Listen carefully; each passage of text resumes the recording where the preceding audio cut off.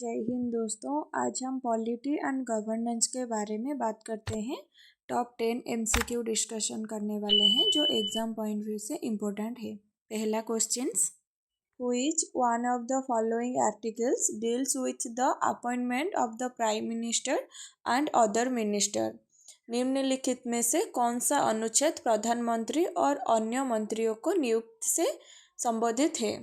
The answer will B article 72 के बारे में डिटेल्स में बात करते हैं। Article 75 deals with the appointment of the prime minister of India. Article 75 states that the prime minister is appointment by the president. India के जो president है वो प्राइम मिनिस्टर को अपॉइंटमेंट करते हैं। And other minister shall be appointment by the president of India with the advice of the prime minister.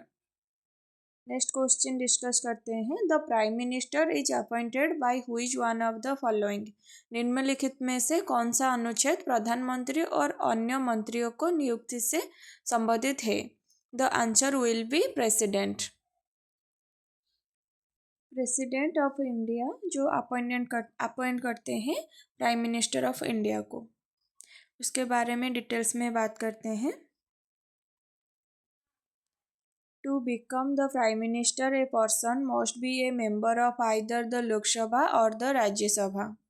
If the appointed Prime Minister is not a member of their house at the time of appointment, they must become a member within 6 months. He should have completed his 30 years if he is member of the Rajya Sabha, or can be 25 years of age he is member of the Lok Sabha. जो भी prime minister बनने के लिए चाहते हैं, either वो लोकसभा के member हो और राज्यसभा के मेंबर हो। लोकसभा के मेंबर के लिए 25 ईयर्स, राज्यसभा मेंबर के लिए 30 ईयर्स होने चाहिए। Who among the following shall communicate to the President all the decision of the Council of Minister under Article 78? निम्नलिखित में से कौन अनुच्छेद 78 के अंतर्गत मंत्रिपरिषद के सभी निर्णयों को राष्ट्रपति को सूचित करेगा? The answer will B prime minister. Next question discuss करते हैं। The supreme court of India at present contains the following number of जजेस। सुप्रीम कोर्ट में कितने जजेस है? द आंसर विल बी 34 जजेस है। नेक्स्ट क्वेश्चन डिस्कस करते हैं। उसके बाद question number 5, Who among the following appoints the Chief Justice of other judges of the Supreme Court? निम्नलिखित में से कौन सी सर्वोच्च न्यायालय के मुख्य न्यायाधीश और उच्च न्यायालय की नियुक्ति करता है? The answer will B president. Next question discuss करते हैं।